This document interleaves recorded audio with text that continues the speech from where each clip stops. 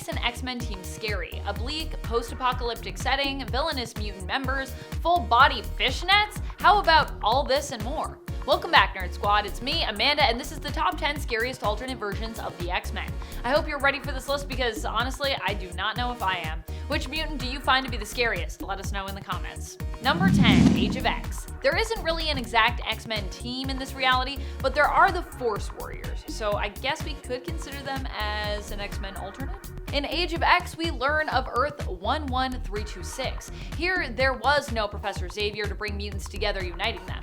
As a result, anti-mutant sentiments grew, and following the Phoenix disaster, mutants were on the brink of extinction in the US, thanks to national and honestly global persecution. However, some were able to rise up and join the Mutant Liberation Front, fighting to protect their kind. Eventually, the mutants were unified by Magneto, who brought them together at a place he built called Fortress X. During the siege of the fortress, each night barriers protecting the place would be rebuilt by the Force Warriors, a team of psionic mutant powerhouses including Legion, Hellion, Betsy Braddock's Psylocke, Carmela Unnasion's Standoff, and finally, Rachel Summers' Revenant. And friends, before we move on to our next spot on this list, if you love what we do here at Top 10 Nerd, and if you love when we talk about alternate versions of alternate characters, well, guess what? We got a whole playlist filled with that, so you can go check that out and learn even more. Number 9, Witchbreed.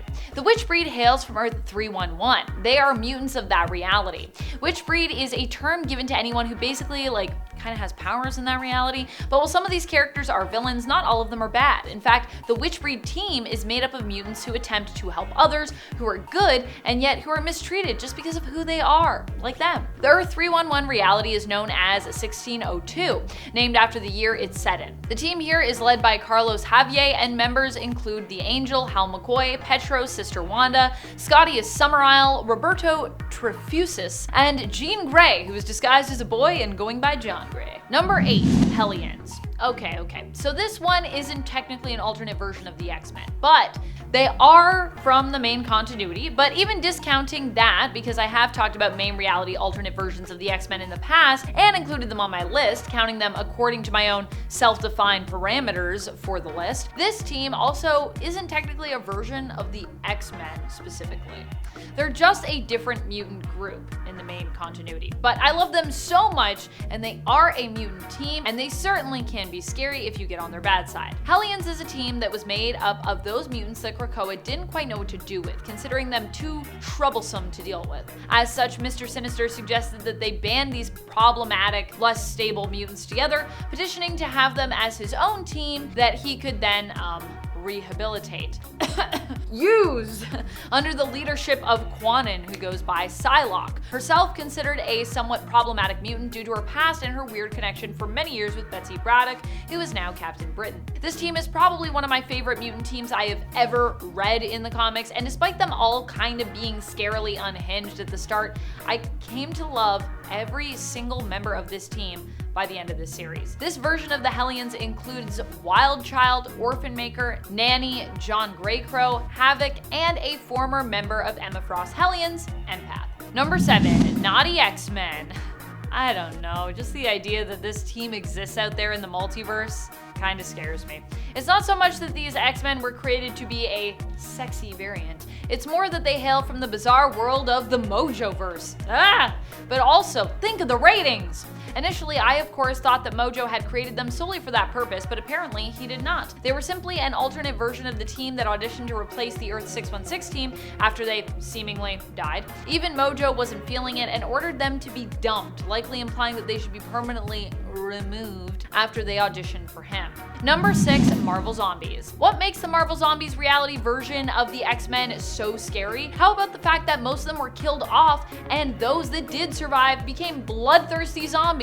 I think the idea of that should be enough to make your blood run cold. Marvel Zombies is a brutal reality known as Earth Z or Earth 2149. While we don't know much about what this world was like before the zombies arrived, it's expected that for the most part, it was pretty similar to Earth 616, except for a few minor differences as far as I can tell. The X-Men end up getting attacked early on by Alpha Flight, and those members of the team that survive then go on to fight alongside one of the last standing mutants of the living, Magneto, who becomes sort of like their new leader in this reality. Also, I gotta say, you know you're in some bleak reality when Magneto becomes the leader of the X-Men. I feel like I have yet to see a reality where he leads the X-Men that is without some extreme element of darkness, other than of course the main continuity. Number 5, Dark Reign. During the Dark Reign event, we didn't just have a Dark Avengers team. We also had a Dark X-Men team as well. Dark Reign was an event that happened in 2009. It followed Secret Invasion. After Norman Osborn was broadcast on live television taking out the threat of the Skrull Queen, Veranke, who led the Skrull invasion of Earth, Norman was celebrated as a hero. Surprised?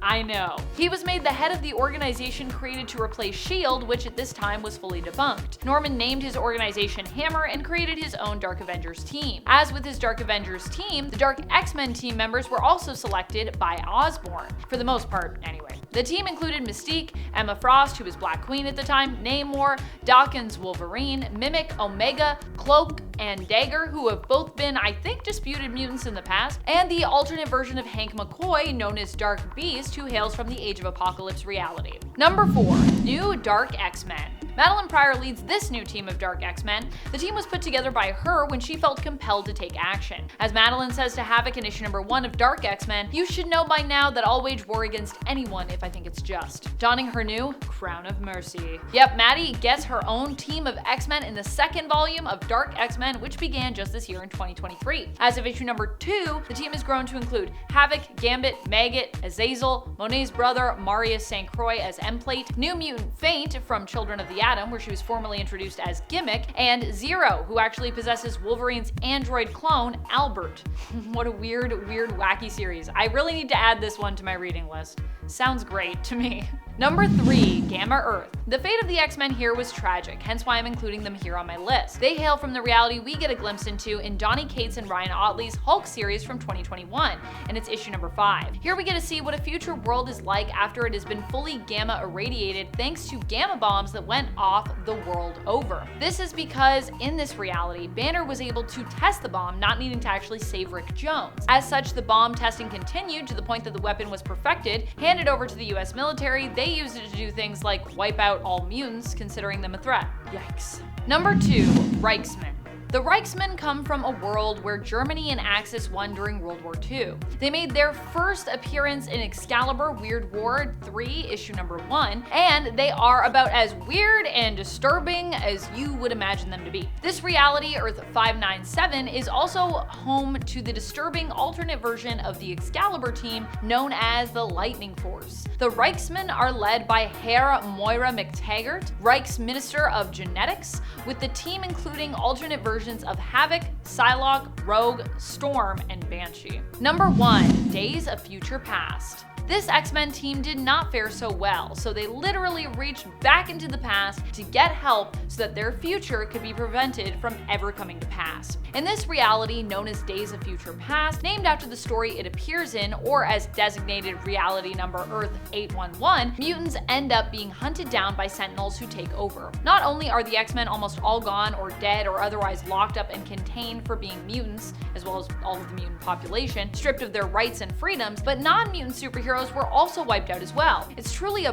bleak reality. This team of X-Men is able to get a message back to their past selves thanks to the help of Wolverine, who breaks them out, giving Rachel Summers and Kitty Pryde in this timeline enough cover for Kitty to travel back in time through her own consciousness. That's all for now. Till next time, you stay nerdy, YouTube.